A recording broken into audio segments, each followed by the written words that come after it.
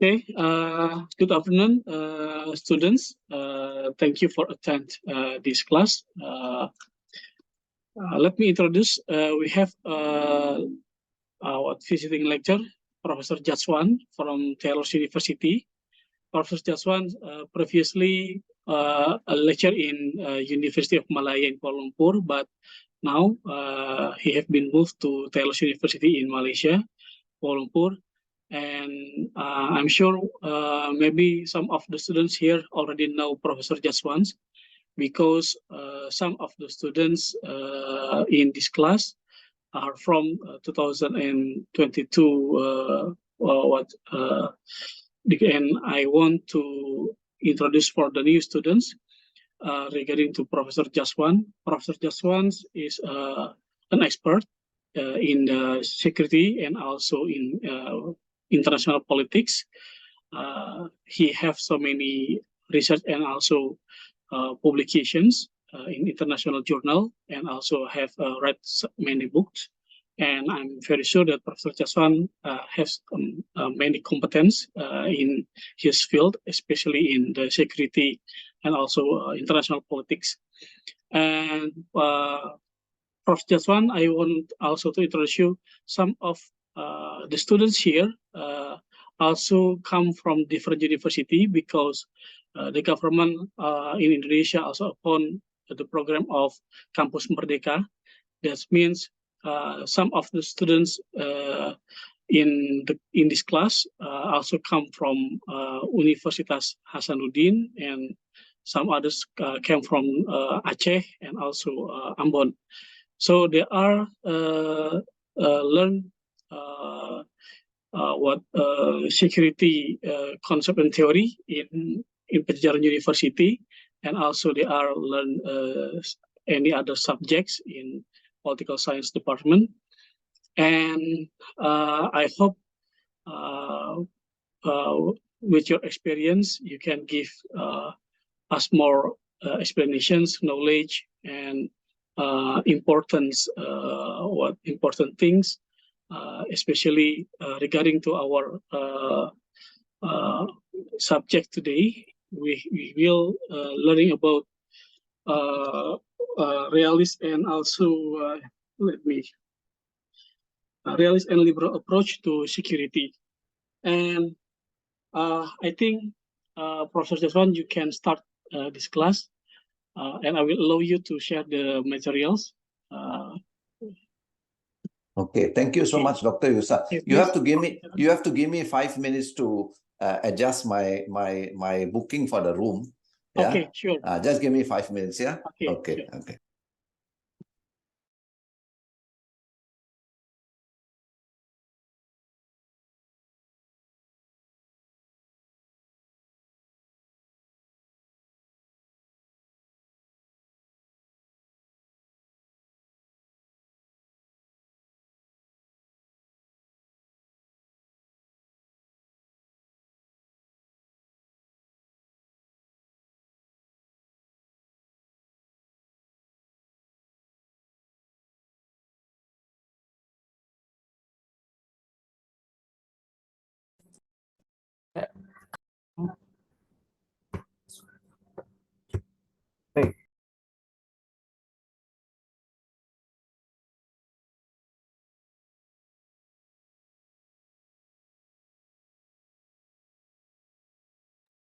For the students, don't forget to fill the attendance.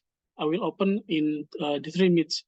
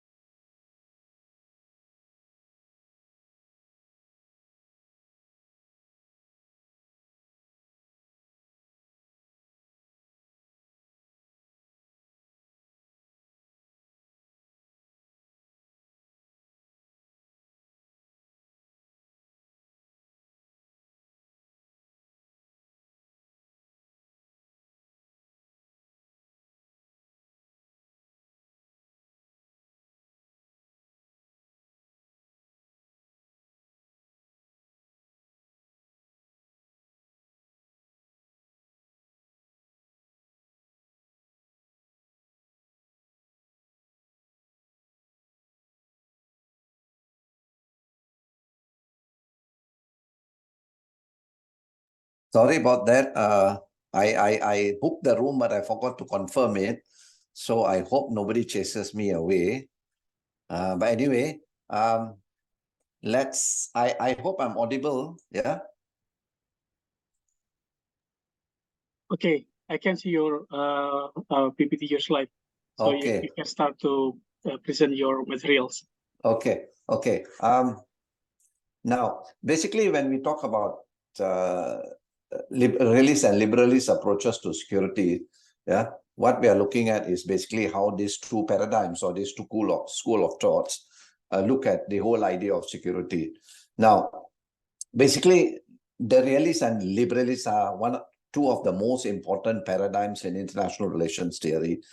And I'm sure you have studied this somewhere along the line and all that. But what I'm going to focus is, I'm going to focus on how these two schools of thought actually look at security. How do they handle this issue of international security? Yeah. Now, basically, the first starting point is, of course, realism. And out of all the paradigms in international relations, it is undeniable that realism is one of the most influential tradition in IR. It's in fact one of the most significant tradition. And by and large, realism has contributed significantly to understanding many aspects of international relations. Yeah. In fact, one can say that since its very inception, during the interwar years, that 20s and 30s, realism is undoubtedly, in fact, one of the most important schools of international relations theory thus far. Yeah, but of course, there are also other schools that have come into the picture. Yeah, but nonetheless, realism remains fairly dominant. I wouldn't say truly dominant, but I'd say fairly dominant. Now, this was also acknowledged by Robert Keohane in 1983 when he said that political realism, which is the very basis of realism's assumptions, that political realism has always been used as a tool to analyze international relations for over more than 2,000 years. Yeah, right from the days of Thucydides until today, we find that political realism has been a very important yardstick and tool to understand international relations. Now, Michael Doyle is very well known for democratic peace theory. Now, even he in 1997 acknowledged the fact that realism is in fact the oldest theory in international relations. Now, in terms of security studies, one can say that when we talk about security studies, when it comes to how much realism has contributed and how much of the realism terminology is used in security studies, one can say that because of realism's dominant position as international relations theory, much of what we look at in security is very much a realist contribution, ranging from terminology, right into theories. All these have been contributed by the realist school of thought. Yeah. Now, basically, what is realism all about? Now, realism looks at the international system as a conflictual arena. Yeah? Realism argues that international relations creates or produces conflicts. Yeah, and this is basically because of a number of assumptions. One, of course, is the system. Realists argue that the system is anarchic. Anarchy here does not literally means chaos or kalam kabut, as we would say in Malay. Anarchy here basically means the absence of an authority above the state. Yeah? If you look at the world today, the world comprises of 193 states. This is based on the membership at the United Nations. Yeah, and we can see that most states, all the states, don't come in similar sizes. Some states are huge, some states are small, some are mini states. Some have huge but large populations, some have small populations, big geographical size. Some have strong economies, some have weak economies. Now, states, as we see in the international system, are like our fingers. All our fingers are not the same. Similarly, states do not come in similar sizes or geographical or population and things like that.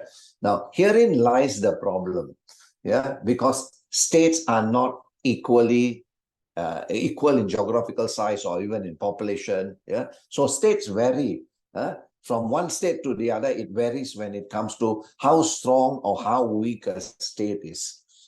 So these states interact. Now, why do states interact? States interact for one simple reason, that is to pursue their respective national interests. But where do they interact? They interact under a condition of anarchy. Now, this is something that is very, very important to understand, because this is one of the major assumptions of the realist school of thought, that the system is characterized by the notion of anarchy. We move on. International security, the General International Security in 1976 defined security as factors with direct bearing on the structure of the nation-state system and the sovereignty of its members. If you look at the definition in 1976, it is clear that the unit of analysis here is the state. So when they talk about security, they are talking about state security. It's a highly state-centric view of international relations. And this very much goes to the entire assumptions that realism is built upon. First and foremost, realists argue that states are central actors in world affairs. In fact, at one point in time, classical realists used to argue that states are the only actors. Of course, such a view has been modified.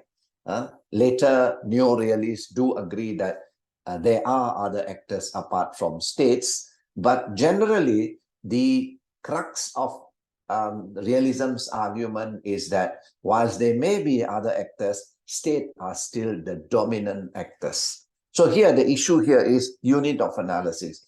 As the realists or the neo-realists, if you want to call it, argue that states are the dominant actors, therefore the unit of analysis here is very much the state. Now, this is not how security studies is organized today, because security today is not the security of the state per se. Now, so states coexist in an anarchic social order with no central authority, and this creates the whole notion of insecurity. And this is the central problem in international relations. Now, if I take you all back to the birth of international relations as an academic discipline was born around the World War I years. To be specific, 1918, 1919 saw the first chair of international politics being established at the University of Aberystwyth in the United Kingdom. That's where international relations was actually born. When I say born, I mean as an academic field. International relations have always been there. Even if we go back to the work of Taisi Dida's History of the Peloponnesian War, he was talking about international relations, because international relations generally means interaction. Interaction between entities. Of course, since 1648, we argue that these entities are called nation states. But prior to nation states, empires interacted. Now, the issue here is, why do they interact, and what is the product of this interaction? Now, if we go back to the birth of international relations, or IR as a discipline, we find that the central question under examination during that period of time was, why do states go to war? And this was very much related to the outbreak of World War I. In 1914 till 1918, the world saw World War I. And this created a lot of interest in trying to understand, what is the World War all about? What is World War I all about? Why do states behave in such a way? Why do states go to war in the first place? So that is the starting point of the realist school of thought. That is, why do states go to war? So here, if you look at the statement that I've just made, there are two things that you need to focus on. One, the unit of analysis. The unit of analysis here is the state. And second is the issue of state behavior here, which means, why do states go to resort to waging wars. Yeah? How do you understand such a state behavior? So this has been the central problem for the realists in international relations. Now, the international system, on the other hand, is a realm where self-help is a primary motivation. Yeah. Why? Because there is no authority above the state. So basically, states need to do what they think best serves their national interests. When Russia attacked Ukraine, Russia did not ask anyone, can I attack Ukraine? When Hamas started firing the rockets and Israel started firing the counter rockets into the Gaza, they did not ask anyone. Why? They were basically trying to pursue their respective interests. When China published its map, the latest map that has created a lot of ripples, I think it was on the 27th of August, claiming large portions of Asia, China did not ask anything. Why? Because there is the absence of an authority above the states. So states do what they think best serves their national interests. So that is what anarchy is all about. And in an anarchic system, states resort to self-help, which basically means you have to help yourself. Nobody is going to come and help you. Yeah? Of course, in the case of Ukraine, most countries are NATO and all that are trying to help Ukraine and all that. But bottom line, who is fighting the war on the ground? The Ukrainians.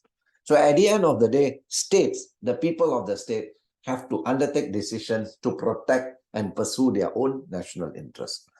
Yeah? And therefore, it goes without saying that the states must provide for security for themselves, because security cannot be guaranteed by other states. Yeah? Unlike the domestic realm, in the domestic realm or at the national level, there is the state. And the state protects the security of its citizens. Hypothetically speaking, of course, there are states that also abuse the human rights of its citizens. But the very idea of a state is that a state is supposed to protect the security of its citizens or individuals. But at the international level, there is no governing body.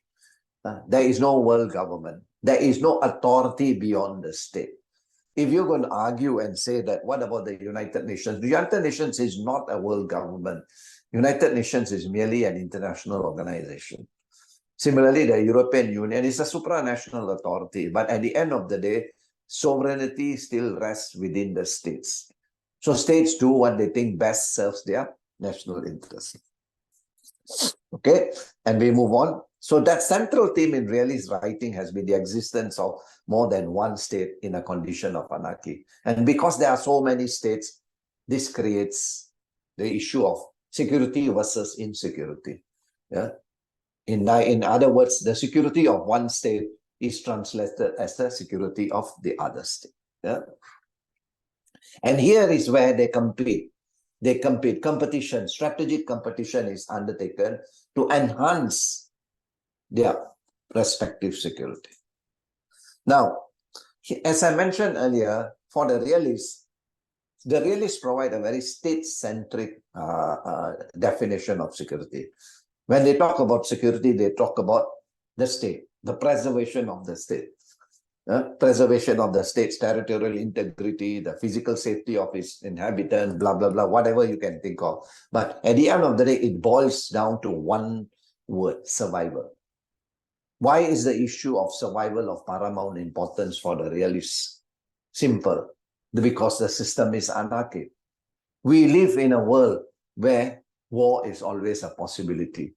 We live in a world where the bigger states can always attack the smaller states, and we don't have to go very far. In just last year, we saw that in Ukraine, where Russia attacked Ukraine, right? So we live in a world, for states, they live in a world that is not just unpredictable, but that is very, very insecure. Why? Because of the absence of an authority above the states. Yeah. So basically, what is security for the state? Security for the state is to ensure that it can defend or deter a hostile attack. The whole idea of security here is coined around deterring a hostile attack, which in other words is translated into military security. Military security. So the realists have always emphasized a lot on the whole idea of military security. I am sure all of you all are very familiar that the new security paradigm today does not talk about military security alone. There are 5 clusters of security today, which include human security, environmental security, societal, and things like that. Right? So security today is not confined just to military as the means, and the object, the referent object being the state. Yeah, but for the realists, the referent object remains the state. What is need to be protected is the state because of the condition of anarchy. And how do you protect? What are the means of protecting this? The overemphasis on military means. And this is where means now becomes an option for states. Now, this is the problem with realism. Realism provides a very narrow conception of security. And this is very much the tradition of the school of thought. If you go back to its very genesis during the interwar years. All right. Now, we go back to a little bit of history and we see how realism has evolved. Now, realism basically, when we talk about modern realism or realism in international relations, we always relate it to Thucydides and the history of the Peloponnesian War. This is always quoted as a classic, which is a clear indication on the issue of what we call today as power politics. Now, in the history of the Peloponnesian War, is basically the issue of the competition between Sparta and Athens. And what is interesting is, if you have the time, one of the chapters, I think chapter 5 of Thucydides' history of the Peloponnesian War, focuses on this Melian dialogue. It's a very interesting dialogue between the Melians, and I think the Spartans or Athenians, one of them, I can't remember. But at the end of the day, the crux of the dialogue is that the strong do what they can and the weak suffer what they must. This is very, very interesting. International relations, according to the realists, is all about might. And might is always right. And might here is translated as military might, military strength. Another basis of realism, modern realism or realism and international relations is, of course, Niccolo Machiavelli's The Prince. Although The Prince speaks about domestic politics, but the highlight of Niccolo Machiavelli's work focuses on the whole issue of concentration of power in the hands of one ruler. Machiavelli argues that the prince or the ruler's key objective is to preserve his position and security within his realm. And this is the same understanding that modern realists in IR have. Why? Because the world is filled with wicked men who may threaten his position or even usurp his position and things like that. And they argue that rulers must be feared rather than loved. Must be ready to act ruthlessly, treacherously. Why? Because of the reason of the state, or raison d'etat. In the name of the state. The state does everything in the name of the state. Attacking Ukraine in the name of the state. Undertaking ground intervention into the Gaza in the name of the state. Why? To so-called protect the state. So this is all. I'm not trying to say they are right or wrong. No, they offer one perspective of how you look at security. We move on. Then, of course, the other basis, philosophical basis of realism is Hobbesian. We always argue that realism is very much Hobbesian. Hobbes wrote his work during the height of the English Civil War. And he came to the conclusion, now this is very, very interesting about human nature. He came to the conclusion that the natural condition of man was war of every man against every man, which indirectly says that human societies are constantly at war with each other in pursuit of their respective interests. And it all boils down to one issue: survival, the ultimate survival of the individual. And how can this be remedied? This can be remedied through a strong rule, strong government, which he calls as the Leviathan. That was the name of his work anyway, the Leviathan, that was published in 1651. And the basis of his Leviathan was common power to fear. The basis of power is always fear. Then, of course, you have Jean-Jacques Rousseau, who wrote Discourse on Inequality, who also acknowledged the fact that the absence of central authority inhibits efforts to cooperate. Now, modern realism, that what I spoke about are the philosophical foundations of realism. Let's go into modern realism. Modern realism, which began with E.H. Carr and on to Morgenthau, and then Kenneth Waltz, Mearsheimer, and the list goes on. The list never ends. The list keeps on growing because as it is the dominant school. You find that much of literature in international relations is a contribution of the realists. Now, modern realism, as we understand today, is based on similar foundations that I just discussed a few minutes ago. The central idea of anarchy is there. The central idea of security, strategic competition is there. And herein lies the problem. Now, there are also realists who speak about power shifts, how power shifts in the system can bring about instability to other states. It's just like looking at a volcano or an earthquake. Whether there will be a tsunami, it all depends on where the earthquake was. How much of destruction happens because of the earthquake very much boils down to epicenter. So the same thing goes for the whole idea of power transition theory, which was first proposed by Ogansky, that states react to shift in balances of power. Why? States align and realign their strategies. And this brings about a certain degree of instability in the system. And states are free to use force to secure the aims. As we know, in political science or in the study of politics, states have the legitimate rights to use force. States are entities that have the legitimate right to use force, or the legitimate right to violence.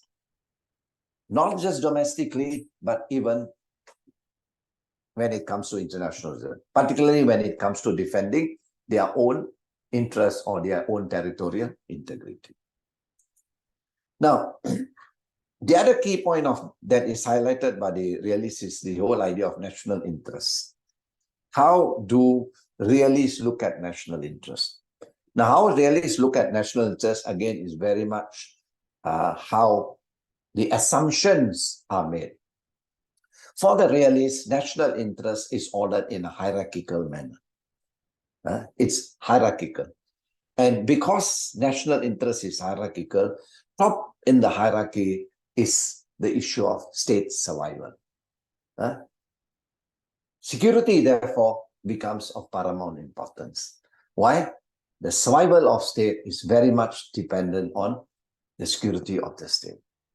And how is this obtained? For the classical realists, and even to some neo-realists, through military means. And here, it is the state as the unit of analysis that is the guarantor of security. And the system determines state behavior. Now, another important argument here is that no state will sacrifice its interests.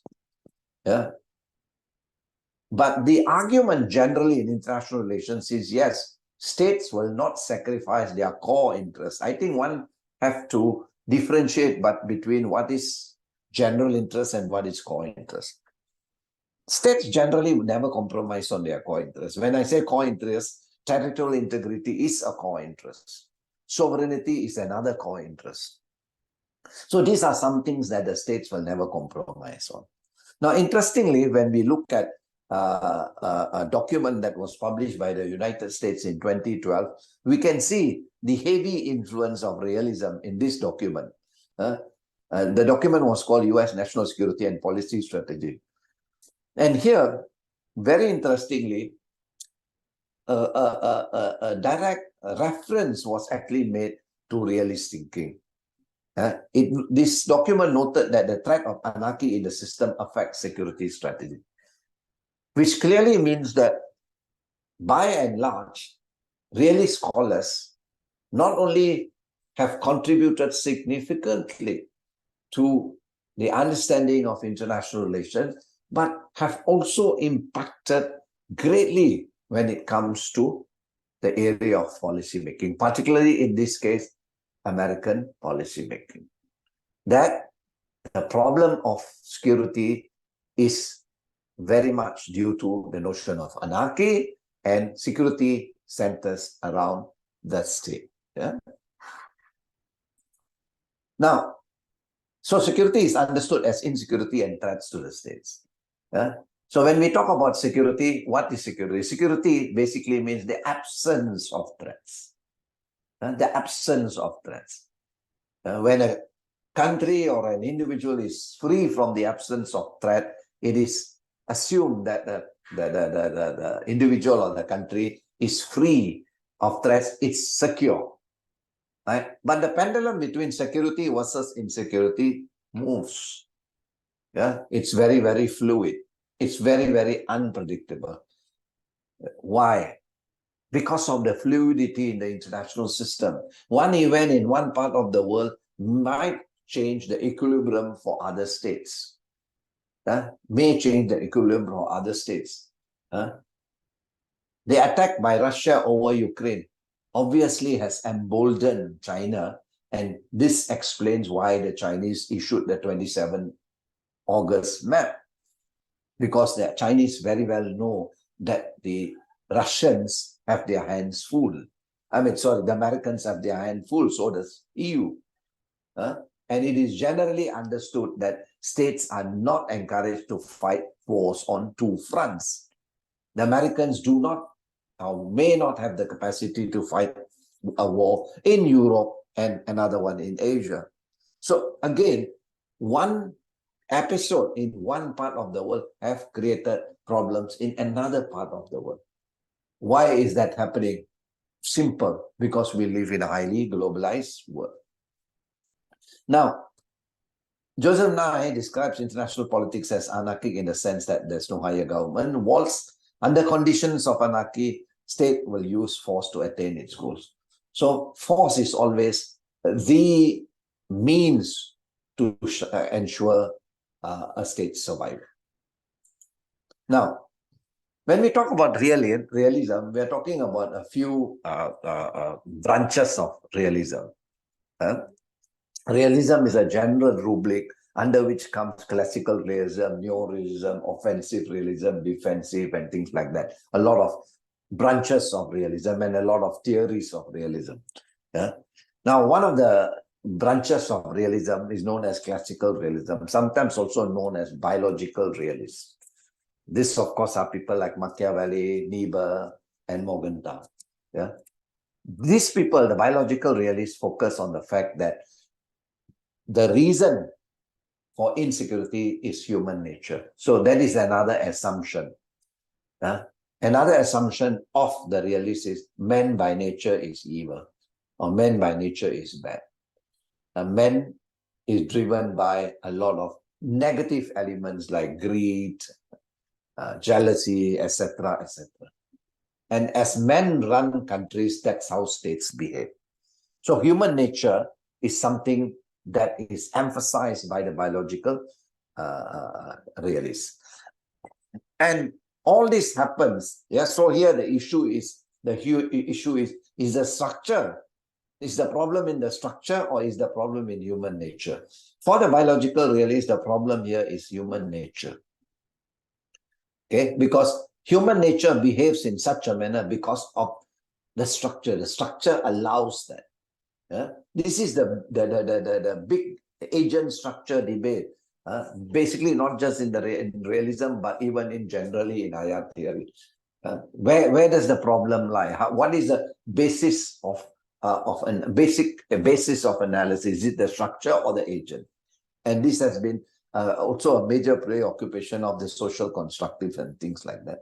So here, when we look at the whole issue of international anarchy, Morgenthau in his the politics amongst nations, the struggle for power and peace. Now, if you go back to Morgenthau's work that was published in 1948-49, it is very, very interesting when you look at its title. Politics amongst nations. The second part of the title is very, very interesting. The struggle for power and peace. What Morgenthau suggests is peace is a derivative of power. Without power, you cannot get peace. Peace here can be equated to security if you want to. Security versus insecurity. So peace is a derivative of power. And as I mentioned earlier, for the classical realists, power has always been defined in terms of military power. Of course, power cannot be confined to military power alone. Power comprises of many other elements, economy, geographical size, general will of the people and things like that. But the classical realists, at that point in time, very much focused on the whole idea of military might. Now, if you go back to history, that was probably true. If you look at all the major empires in world history, and you look at all the major invasions in world history, like Alexander the Great invading India, or the Mongols invading Europe, it was all about military might. It was all about the might of the sword. It was all about the number of men you can garner to fight your wars. But today, the strength of a military is very much also determined by other factors, like technological advancement and advantage, a strong economy, strategic thinking, and things like that. But for the classical realists, when you go back to human history, that was the basis. And you can't say they were wrong. You can't say they were totally wrong, because this is what they were looking at. Now, states are insecure because men crave for power and sought to get more. So here, the issue of greed comes in. When you talk about power or military might or military strength, what is the limit? Where do you draw the line? It's just like wealth. We always say, how much of wealth is enough? And that's all. The answer is always the sky is the limit. Similarly, when you talk about military might, how much of military is sufficient? How can you say this is sufficient to protect my boundaries of my nation? Because power is something that is very, very dynamic. And power is a concept that is all ever changing. It's fluid. A country that may have a strong economy today might have a weak economy tomorrow morning because of an economic crisis. So you have to understand that power as a concept is not something that is static. It's very, very dynamic. So when you talk about this issue of security, you cannot say that once a state has this much of army or this much of armament, it is secure. A very good example of this is the arms race during the Cold War.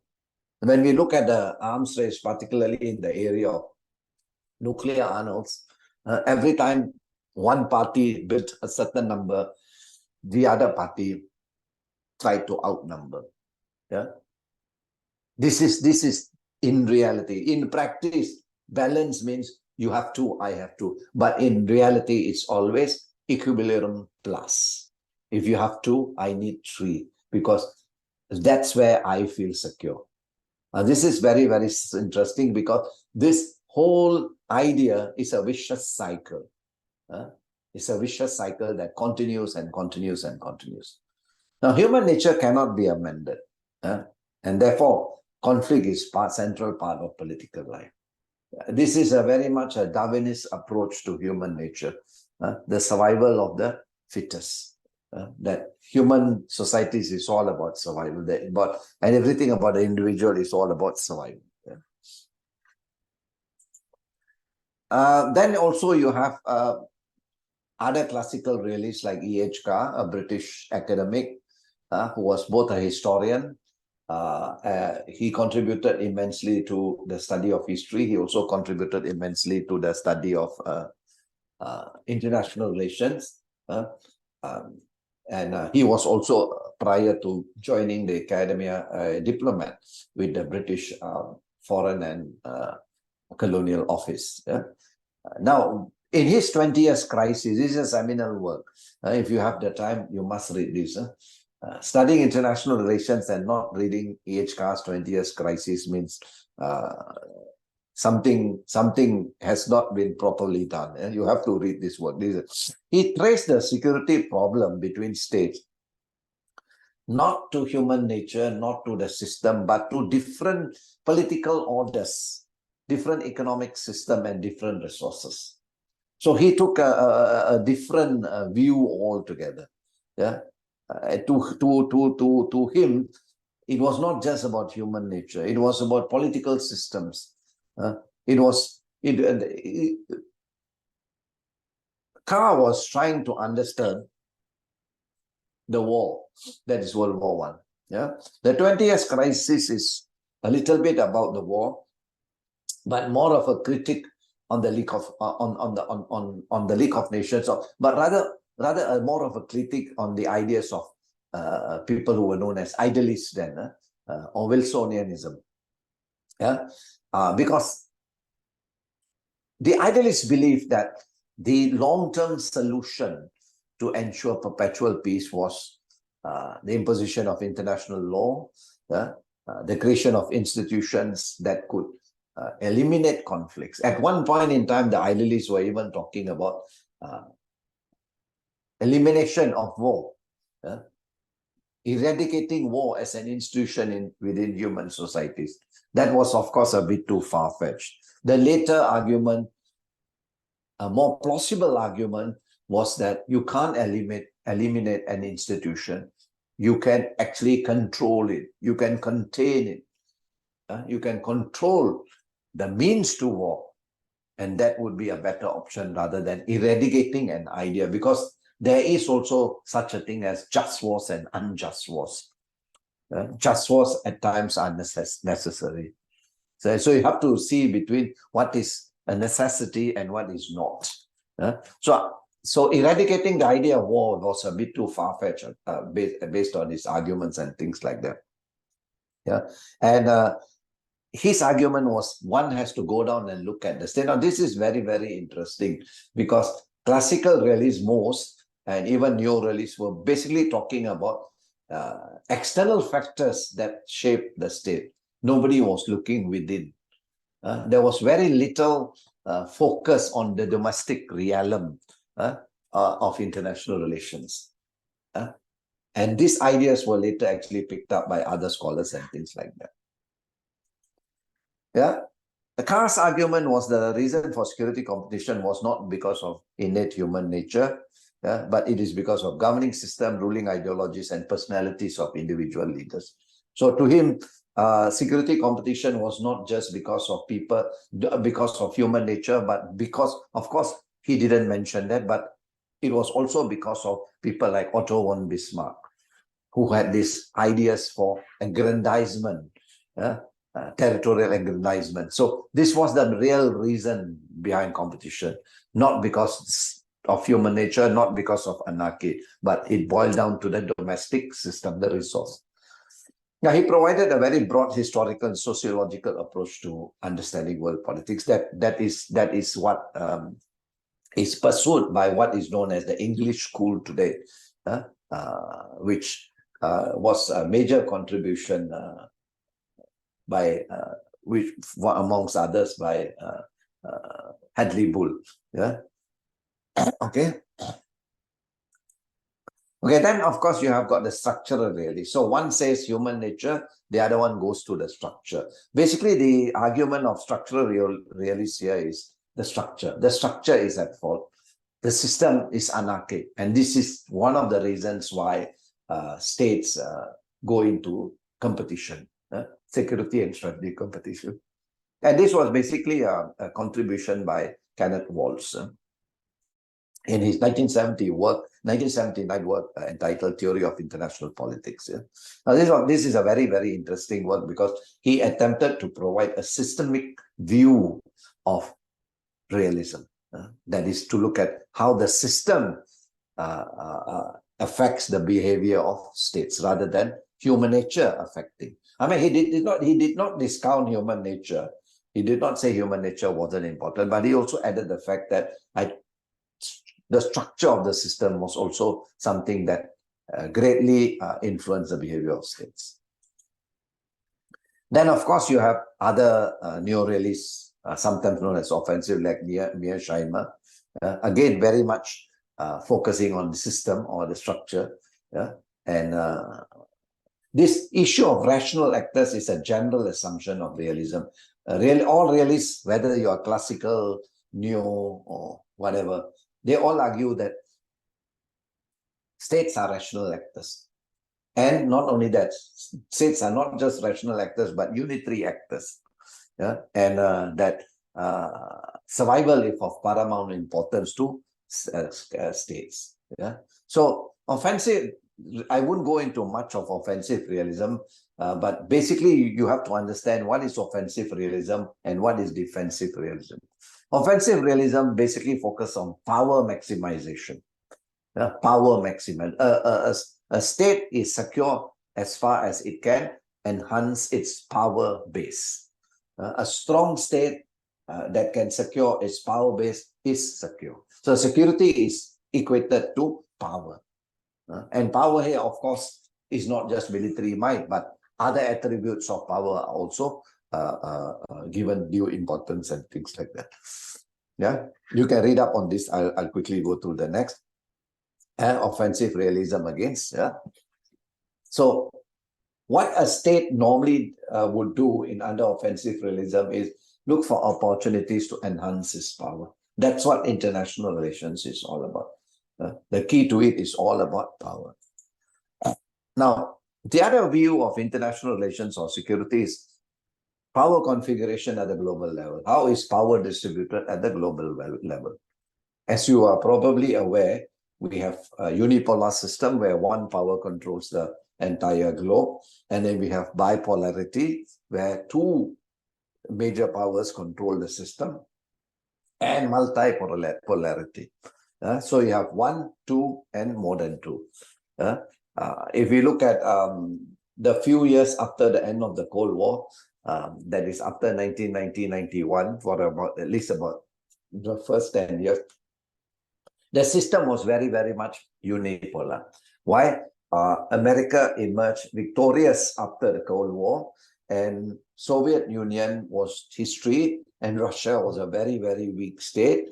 And in the early 90s, China was just introducing its economic reform. So in the global system, there was no power that could match American power. That is the era of bipolarity, unipolarity that we can see. Then, of course, you also have bipolarity, which basically focuses on the system between 1945 till about 1991. The entire Cold War era is normally characterized by bipolarity, two poles or two major powers controlling the system. And of course, in the post-Cold War era now especially, one could say that the system is multipolar. You have many polars of power, many epicenters of power. United States, the EU as a epicenter of economic power, China, Russia, perhaps even India to some extent. And then you also have regional powers and things like that. So this is what polarity is all about. Now, realists differ on which is better. People like Kenneth Waltz argue that bipolarity is a better system. Because the two powers that are competing only need to look at each other. They only need to focus at each other. So then the minute you can just focus on one enemy, it's easier. You can concentrate all your resources on them. Yeah? But of course, this view is not shared by all neo-realists. There are also neo-realists who argue that multipolarity is a better system because multipolarity provides options for realignment. Now, these are basically, I'm not trying to say which is right and which is wrong. Yes, the bipolar system was very, very stable. The only time where the two powers almost went to a major war was the 1962 Cuban Missile Crisis. Otherwise, the system remained fairly stable from 1945 till 1991.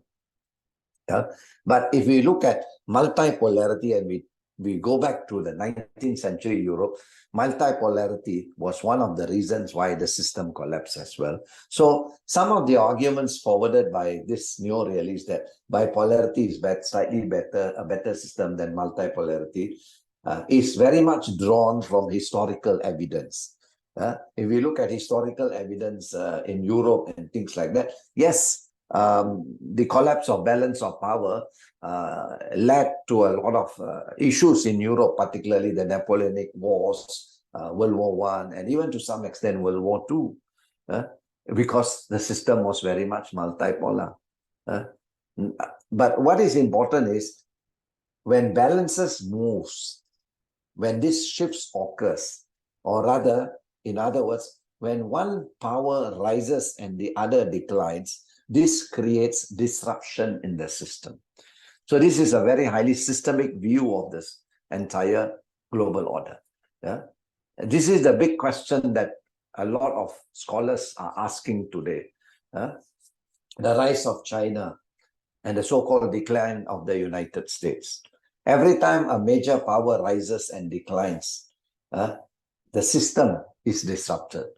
The last time we saw that was World War I and World War II. Massive outbreak of wars between these major powers. Will that probability come true again? Will that be the case when finally China replaces the United States? Now, I can't tell you that because the proponents of power transition theory actually provide different scenarios to explain different things. Where scenario one explains how the challenger, the new power, will challenge the status quo power, and second, where the status quo power will challenge the challenging power. Why? Basically, the challenge for both sides is to acquire the status of global power or hegemonic state. All right, and move on. Now, Mearsheimer also speaks about balance and unbalanced multipolarity. Balanced multipolarity is where the major powers are almost equally strong. But in unbalanced multipolarity, there are powers that are very strong and there are powers that are not very strong. Now, according to Mearsheimer, this creates the temptation amongst the stronger ones to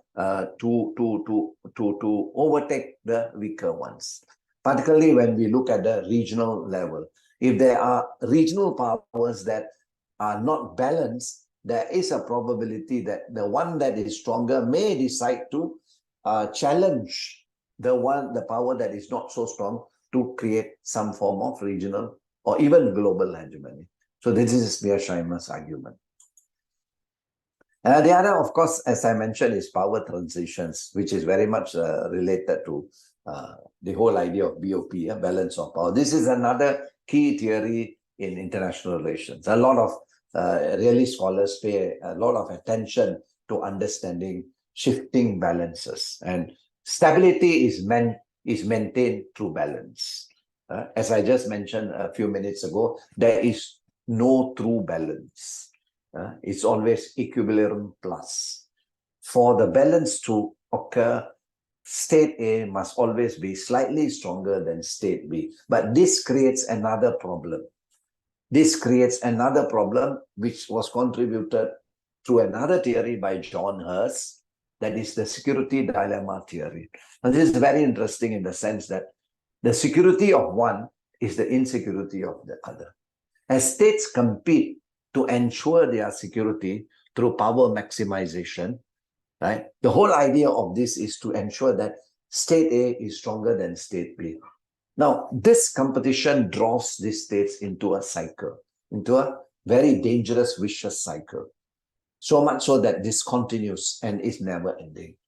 So bottom line, security dilemma, as I just mentioned, I repeat myself again, the security of one state is the insecurity of the other. Okay? And then, of course, you also have offense, defense, realism, basically the contribution of people like Robert Jervis and things like that, very similar. But always remember, offensive realism is about power maximization. Defensive realism is about security maximization. The approach is slightly different. Now, these are some of the theories that the realists have contributed. Basically, power politics theory, BOP, offensive. I've mentioned all this. Of course, I forgot to mention one here, security dilemma theory, which is also a very important theory. So that's the realists. Yeah? These are some of the assumptions of realism. Now, very quickly, to give you all some time to ask questions, liberalism. Now, so in a nutshell, the realists argue that number one, human nature is bad, is evil. Two, the system is anarchic. Okay? And because of this, states compete. And here, the unit of analysis are states. So what happens in this condition? States compete. And when states compete, they come into conflict. Why? Because the pursuit of national interest creates incompatible goals, incompatible national interest. And herein lies the problem of security in the system. Now, what about liberalists? Now, the starting point of liberalism is liberalists focus very much on individual rights. The focus of liberalism has always been individual rights. Yeah? Basically, they're protecting the individual from violence, from deprivation. So the whole idea of national or international security is to ensure individual security. At the end of the day, the focus is on you and me, the individual. And this is one of the reasons why liberalism talks a lot about liberalist ideas, individual freedom, rights, and things like that. Now, liberalism basically focuses on a number of issues, yeah? That is institutions, collective rules, and things like that. Yeah? And they also focus on the idea of liberal democracies as a means to construct and maintain liberal institutions.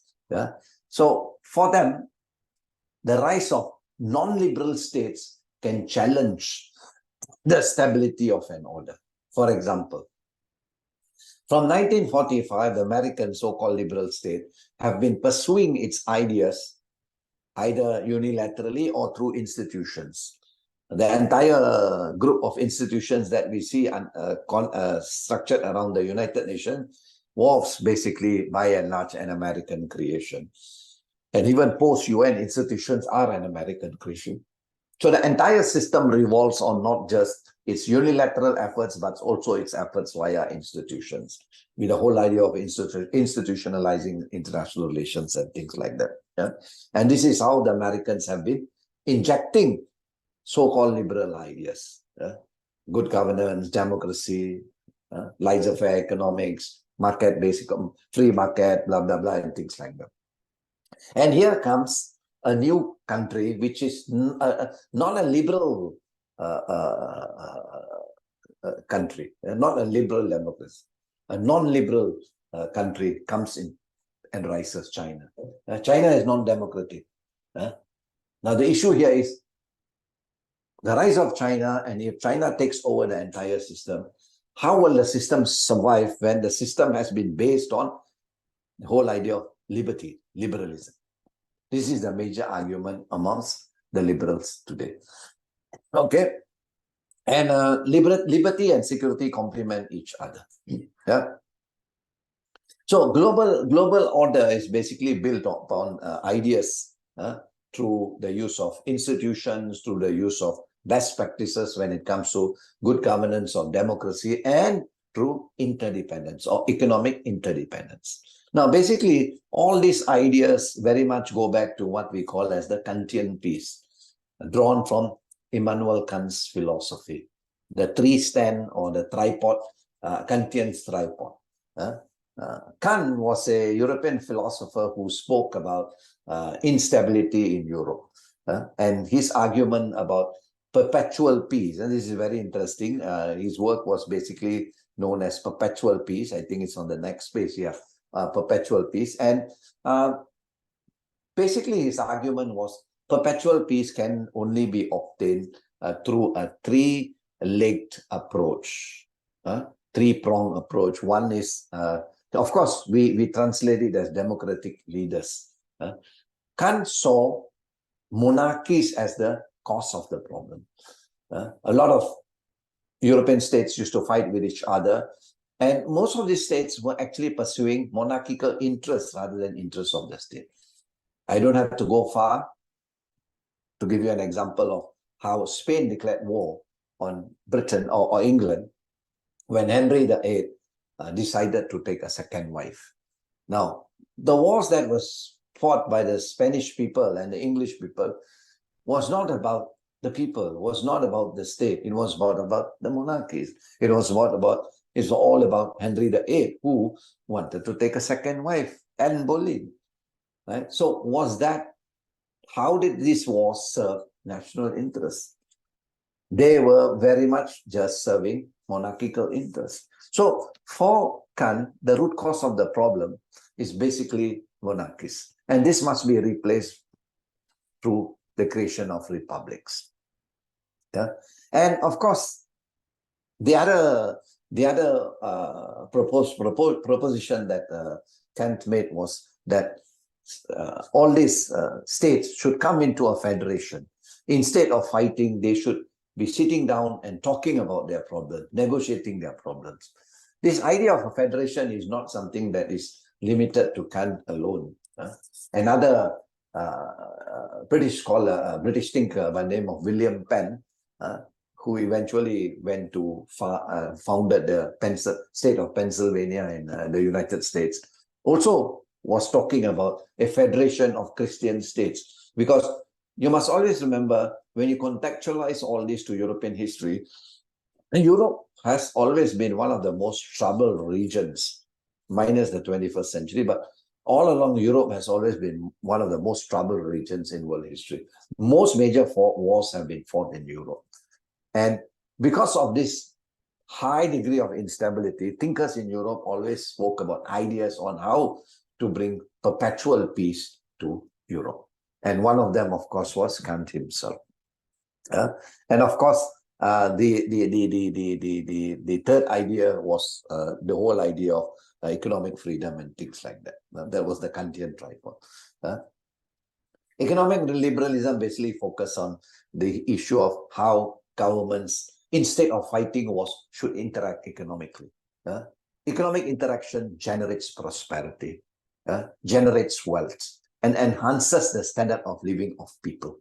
And that is how international relations should be conducted, rather than fighting wars. So that is the economic perspective and things like that. And this in turn would create a situation of interdependence, or what makes interdependence. For example, is it possible for Germany and France to go to war today? I would say probably remote. Why? Because of the degree of interdependence between both. Is it possible for Malaysia and Singapore to go to war? I wouldn't say no, but I would say remote. Why? Interdependence. As much as Singapore is dependent on Malaysian water, Malaysia is also very dependent on a lot of things from Singapore itself. So this complex interdependence that have been the norm of the global economy since 1945 has reduced the possibility of states going to war. Because prosperity has its returns, and prosperity increases the wealth of individuals as well as of states. We move on. And of course, you also have other theories. So in a nutshell, let me just recap. When the realists argue that the system is anarchic, the liberalists argue, yes, it is anarchic. It is anarchic. They don't deny. A lot of assumption made by realism is not denied by liberalism. But liberalists provide solutions on how do you go about mitigating these problems. How do you go about trying to solve these problems? Yeah? So these are some of the theories of liberalism, functionalism, neo-functionalism, democratic peace theory, complex interdependence theory. This is by no means exhaustive. Then you also have Friedman's, the Lexus and the olive trees, the golden theory of conflict resolution. The golden arches theory of conflict resolution. It never became a full-blown theory, but nonetheless, very much in line with what Kyohen and I was talking about. Yeah. So let me quickly look at how both look at it. Now, this table will give you a holistic view about what are the major assumptions and things like that of these two schools of thought. First and foremost, what you need to understand the philosophical basis of these two schools of thought. A lot of assumptions made by liberalists as well as by realists was very much based in philosophical assumptions. And here, realism very much draws from Machiavelli, Hobbes, Niebuhr. I forgot to mention Niebuhr, the Thucydides. Whilst liberalism draws from the idea of Locke, Smith, Kant, and Grotius. It's often said that realism is very much Hobbesian. When we ask students questions in the exams, we normally say, why is it often said that realism is Hobbesian, whereas liberalism is very much Lockean, Kantian, and Grotian? So students have to now relate the assumptions of modern liberalism and modern realism with the theoretical basis, the philosophical basis. Now, interestingly, let's go down to the assumption. First and foremost, for the realists, the problem is the system is anarchy. And anarchy creates the struggle for power. Anarchy is the central problem. Why? Because states compete. Why? Because it's the issue of state survival. Now, how do the liberalists look at anarchy? Anarchy, yes, the system is anarchy, but anarchy can be mitigated. Anarchy can be conditioned. If you create international institutions, you can actually mitigate anarchy. Now, another point is actors. For the realists, states are the dominant actors. Yeah. Later realists, neo-realists do agree that they are non-state actors. How do later realists view international institutions? They view international institutions as merely tools of state. So they do not have a very positive view of international institutions. Right?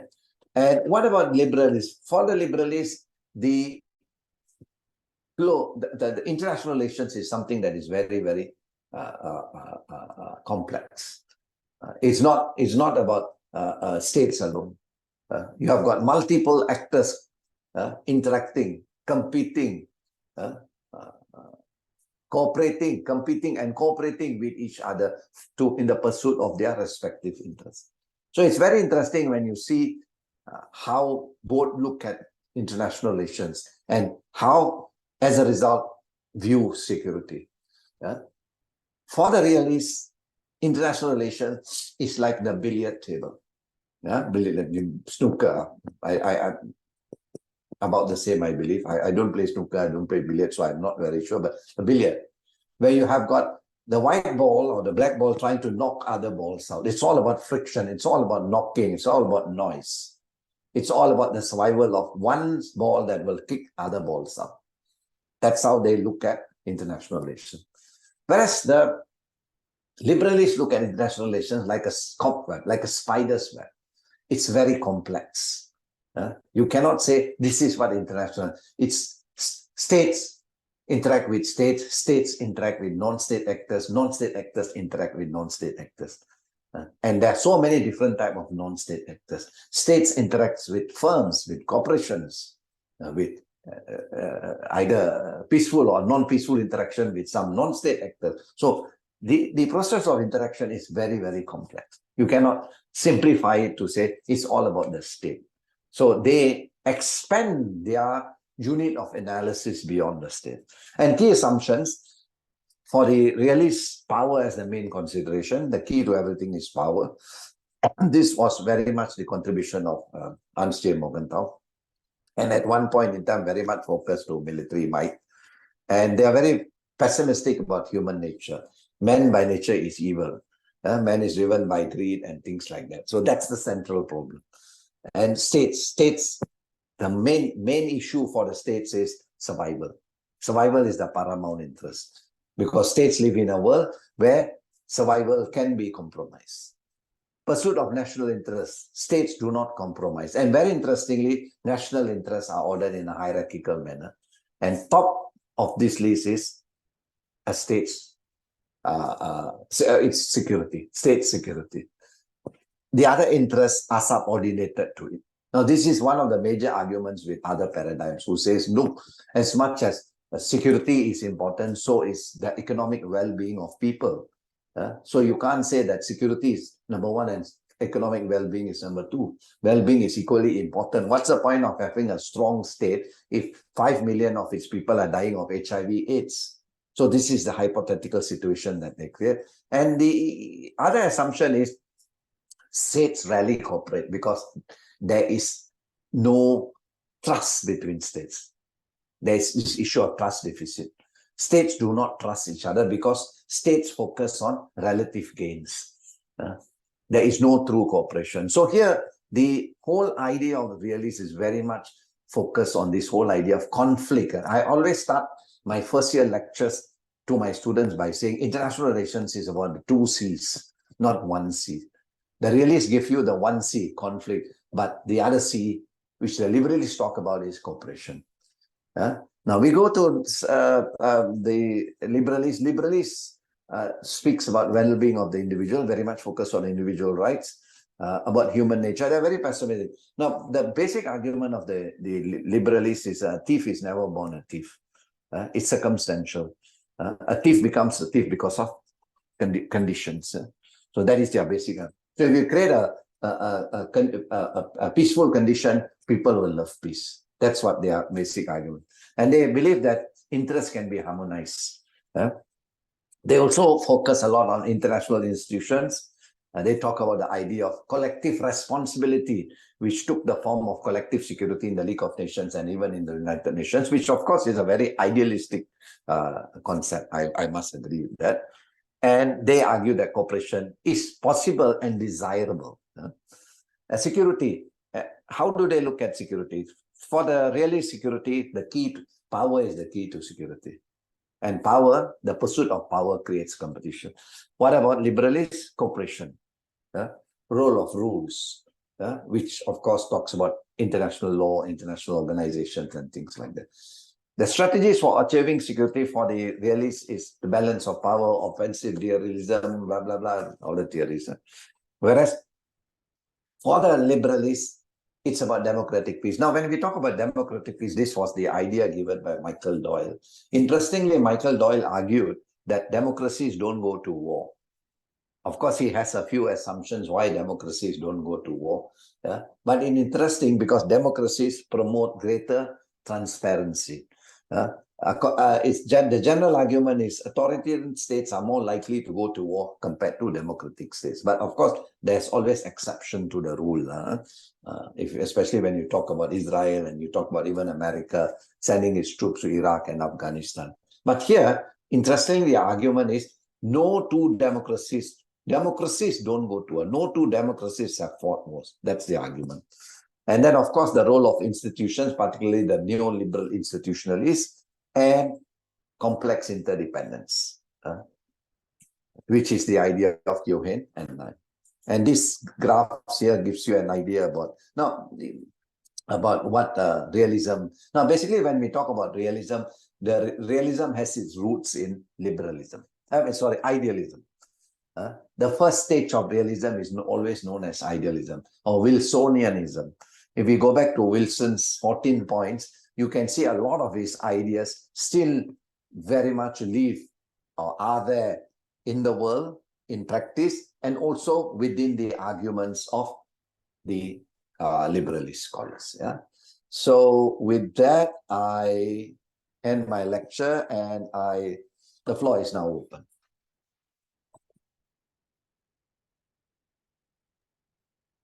Okay, thank you, professors, for your great explanations regarding to liberalism and also realism. So, students here, are there any questions? So this is your chance to ask something that's very important regarding to our course today. So I hope any of students here can ask questions. Please raise your hand if there are any questions. Silakan, mungkin bisa angkat tangannya untuk bertanya. So the questions, okay, Kalia Azhara, please you can open your microphone. Assalamualaikum, good afternoon, Prof. Jatswan and Dr. Yusa. Thank you for the opportunity and thank you for insight today. I'm Kalia Azhara Munawar and I want to ask the questions about the subject today.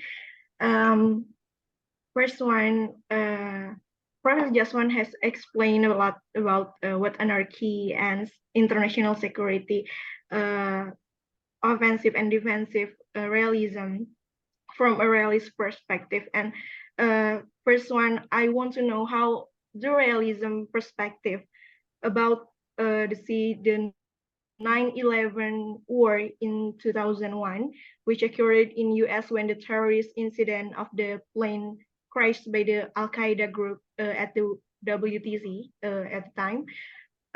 How the perspective realism for the situations. Like as we know, American or US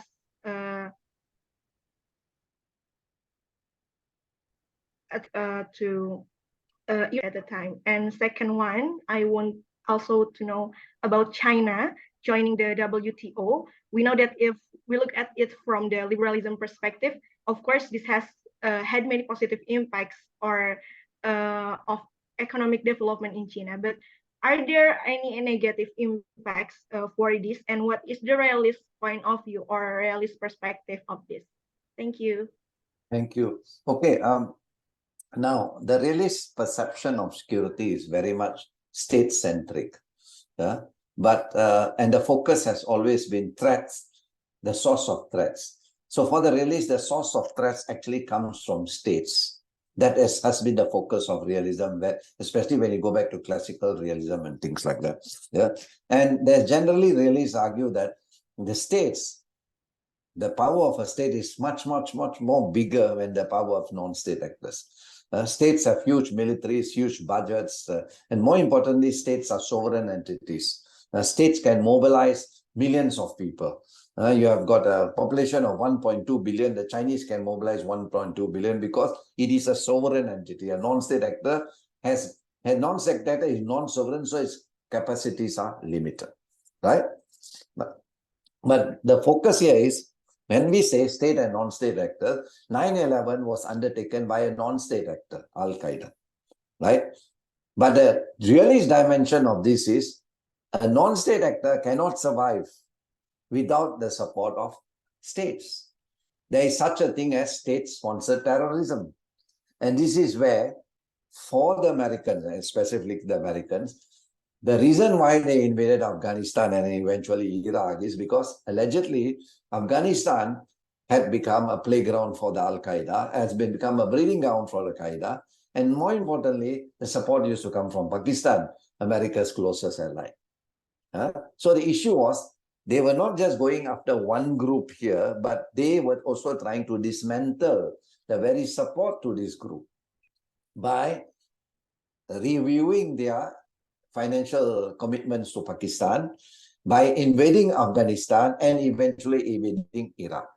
Right? So the focus here is, although the focus was on a non-state actor, but what happened was it involved larger states that were sponsoring. So this is how the realists would view it. You cannot just attack the small. It's just like a small cancer. You cannot just kill the cancer because cancer may grow in other places. You need to solve the problem in a bigger way. That's one view. Now, China. Now, the good thing about China joining the WTO, of course, according to the liberalists, it accepts now the norms of liberal trade, free trade, and things like that. Although China and even many countries still remain very, very protectionist. WTO has also allowed China some degree of what we call a socialization, which was the social constructivism. By bringing in China into the fold of international organizations like the WTO and other, you're actually socializing China. Now, that's something very, very good. But bottom line, whether China joins the WTO or don't join the WTO, at the end of the day, no state will give in immediately to surrender its concessions immediately. Every country will always try to protect its national interests. And in the case of WTO, it's global trade interests. So although China has joined the WTO, yes, the Chinese remain protective. Now, it's not surprising because even the Japanese are still very protectionist, despite being so-called part of the West and things like that. Right? Now, going back to this whole issue of China, I think to understand how China is viewed, it is very interesting to look at the big debate amongst scholars on the rise of China. Basically, when we talk about the rise of China, we have got the two schools. The ones who argue that it's a non-peaceful rise of China. China is there to upset the system, to take power and things like that. But of course, there is another, the Busan school, that argues that it's China's peaceful rise. Now, when you look at arguments by both sides, yes, they have their arguments. If you go back to the people who argue that it's China's peaceful rise, it is interesting to understand that why should China disrupt a system that has benefited Earth? Why should China cause a world war when China has been benefiting from this stable international system? And this stable system has allowed China to catch up in less than 20 years. Why should China? What the Europeans did in 100 years, China has done in 20, 30 years. So in another 20 years, the Chinese would be economically much, much higher. Why should they disrupt the same system? It's just like, why kill the goose that lays the golden egg? So it goes down to that.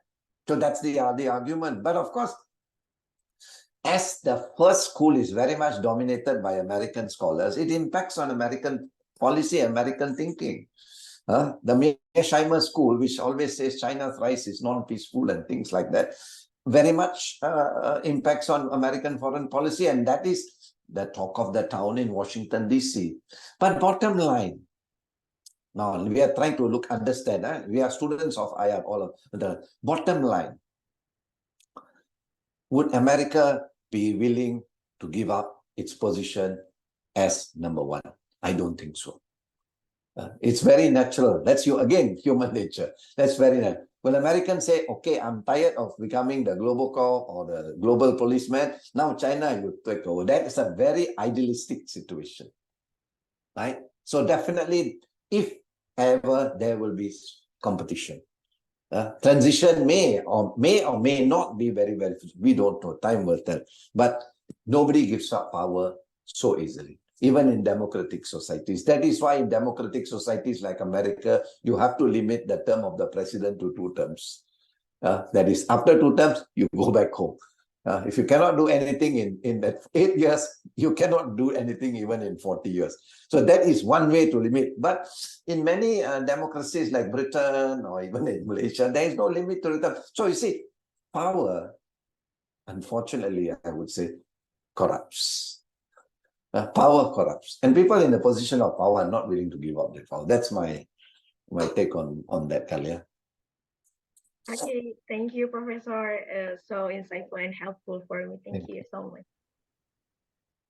So, thank you. Are there any questions? Okay, Suci. Please open your microphone.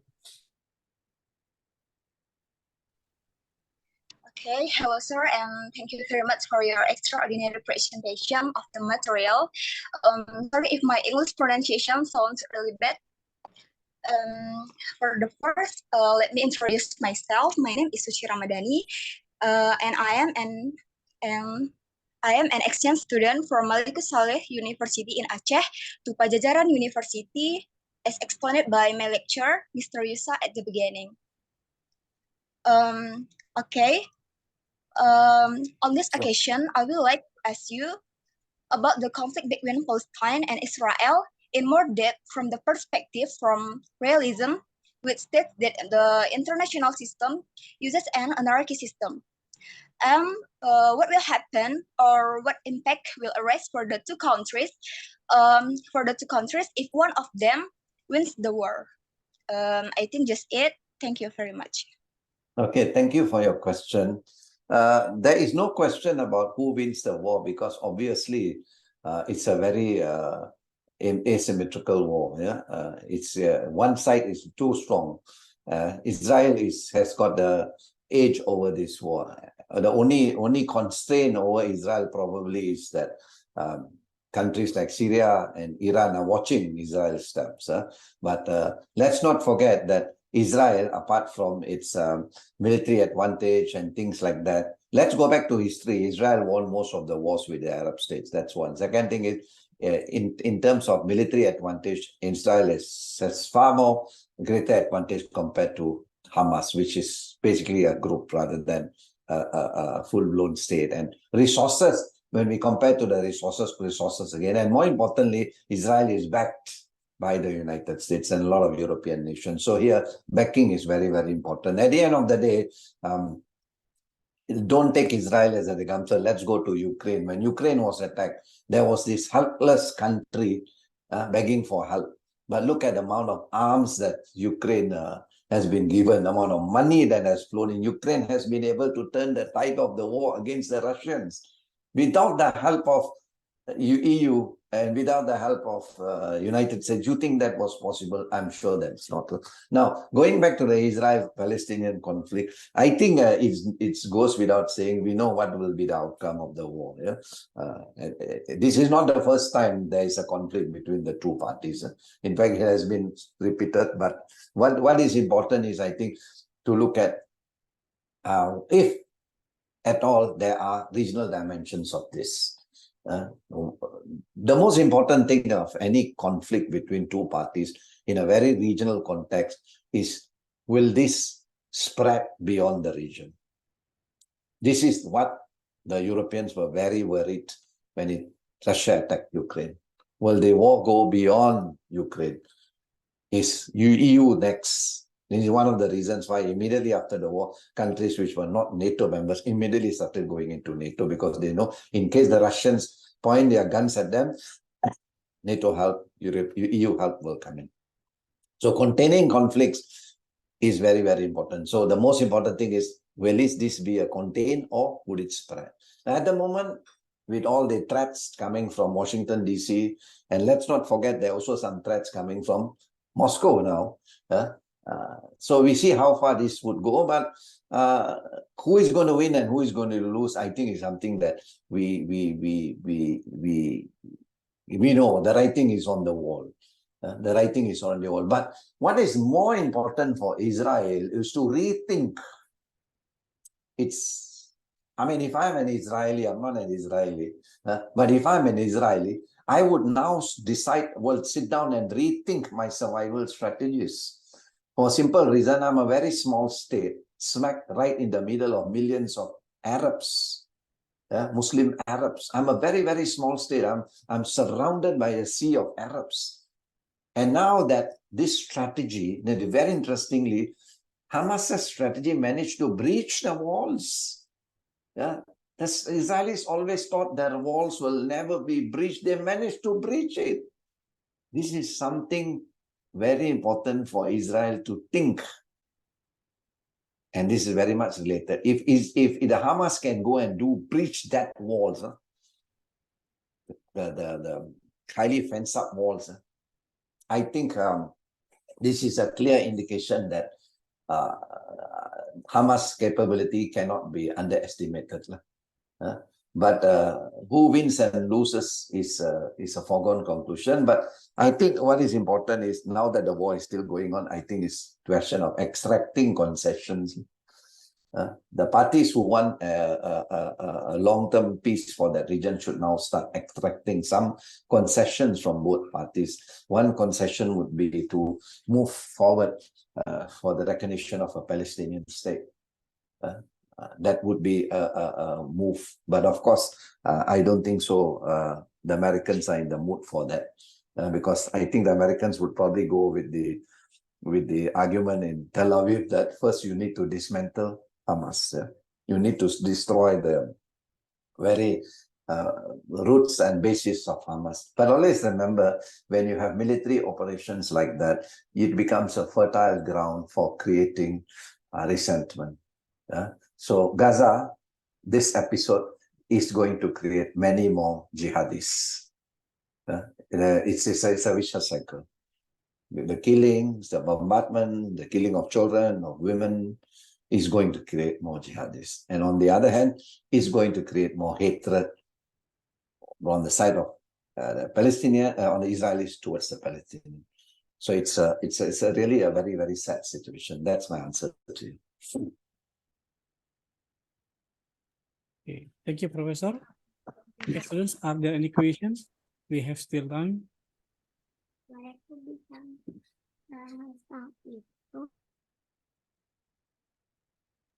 Okay, are there any questions?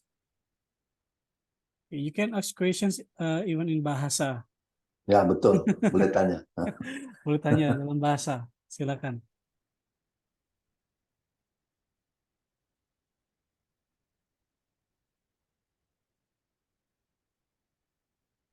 Okay, maybe I have also comments regarding to the conflict between Israel and Palestine, especially maybe Hamas. Okay, yeah, in my opinion, that when we are talking about the conflict between Israel and Hamas, yeah, we call it Hamas is a jihadist organization which are trying to keep the freedom of Palestinians from Israel. I am agree to Professor Jatswan that there is unequal power between Israel and Palestine, especially in Hamas. Why? Because yeah, Israel is fully backed by many Western countries, not only US but also UK and many other countries. And we are throwback to the in 1948, while the Israel have been established by British, especially how then Israel equipped by many weapons to protect their land. I mean, yeah, I don't know even it is their land or not, because in many Arabians it not belongs to Jews land, because previously this was what this belonged to the Ottoman Empire, that after that become to the Arabian peoples. And after 1948, when the British give some some land to a few Jews, and then the lands become wider than previously, and British, US, and many Western countries try to equip Israel with many weapons. Then the powers is become not equals to each other, especially how then when we are thrown back to the Oslo Agreement, that Palestine are not allowed to have their own defense force. This is a very, I think, the important thing that we have to maybe renegotiate again regarding how then Palestinian people or the Palestine as a state, because in 2015, after many countries in the United Nations have acknowledged Palestine as the observer state, I think there must be a right to the Palestinians to have their own defense force, not only Israel. And regarding to our subject or our course today, realism and liberalism, for the context of Israel and Palestinian conflicts, the terminology of realisms is very suitable to be discussed in in the context of the Middle East conflict, especially how then Israel and Palestinian conflict. I also agree that is why Israel have so many weapons that have been supported by many Western countries, because even though Israel have tried to normalize their relations with many Arabian countries that have also supported by the United Nations, but formally the conditions between Israel and many Arabian countries is still at war or still at the conflict. So anytime I think Israel still have some difficulties to build their not only their political interest but also their maybe religion interest in front of the current conditions that still exist, where is some Arabian countries such as Iran, Syria, maybe also Lebanon itself still have trying to fight back, fight the Israel itself. And so based on the current situations, I think the liberal, I mean the realist terminology or realist perspective is still suitable to be discussed in this region. How about your opinion, Professor Jatswan? Yes, the Palestinian issue best explained from the realist perspective, because really Gaza and even West Bank, and especially Gaza, is a big prison. If you look at Gaza, it's almost one of the most densely populated regions in the world. 2 million people living in very, very small area, and it's just like a huge prison with barricades, and even the access to sea is limited by the Israeli naval forces and things like. So they're just caught up. The entire Gaza Strip creates martyrs, jihadism. The conditions, if you can improve the conditions there, I think you can change a lot of things. I have a lot of Palestinian students that I produce. I produce about 3 or 4 PhDs, former PhDs, my Palestinian students and all that. Of course, I've not visited Gaza, but the stories I get from Gaza is the Gaza is one area that, of course, the Palestinians love very much, because that's the little homeland that they have got apart from the West Bank. But the living conditions are so bad that it creates a lot of frustration. So you see, that's the first thing I think you need to address, because kids are not going to school because half the time the schools don't function. Now a lot of schools are destroyed, hospitals are destroyed. It will take years before these schools are. So one entire generation is lost. And what does this generation do? You can't blame them if they join Hamas or any other group. They have got no opportunities. This is the problem with Gaza, which unfortunately the international community chooses not to acknowledge. And then more importantly, nobody is trying to give peace a chance. This is the problem. Peace must be given a chance, but the problem is nobody is trying to give it. And this is a very, very unfortunate situation.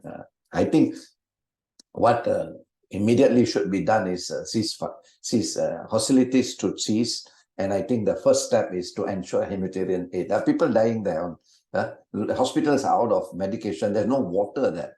More people are going to die.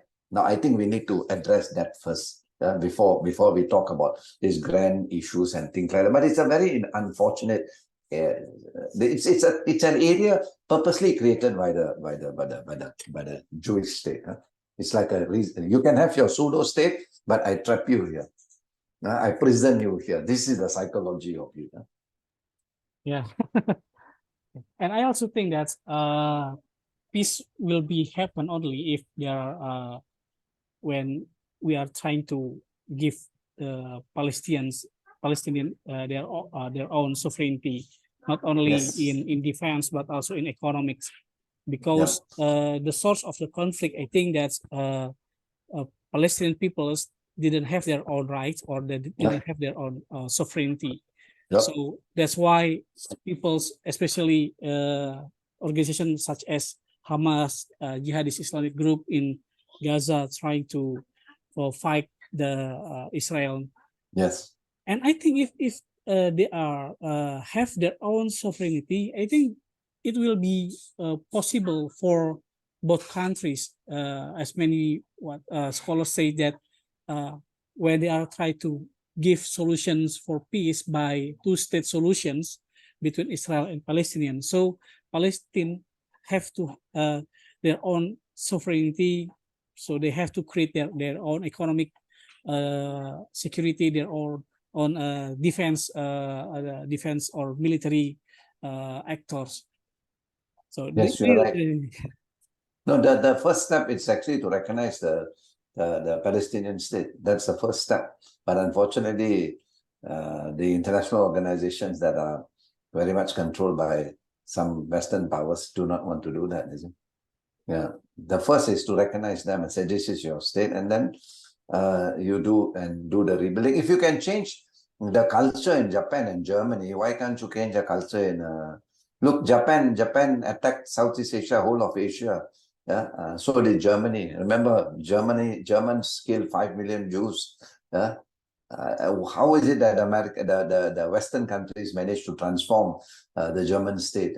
You can transform. This is part of conflict transform. You can transform population, but you have to create the right conditions to transform this population. Unfortunately, the conditions are not there. That's my take on it. Okay, thank you, Professor. Are there any questions, students? Yeah, I don't think so. Okay, thank you, Professor Jatswan, for your valuable insight, valuable materials, and I think it will be very useful for the students in Pajajaran University, especially that we have also our exchange student from various provinces in Indonesia, Aceh, Maluku or Ambon, and also in East Nusa Tenggara. And this is very interesting topics. And I hope next semester you will be also available to deliver the course, maybe in the different course materials. Sure. So thank you very much for your time, and we will soon meet you again, maybe in Kuala Lumpur on December. Sure. Okay. Sure. Thank you so much, Dr. Yusa. Thank Thank you, everyone, and bye-bye. Thank you everyone. Assalamualaikum. Good afternoon.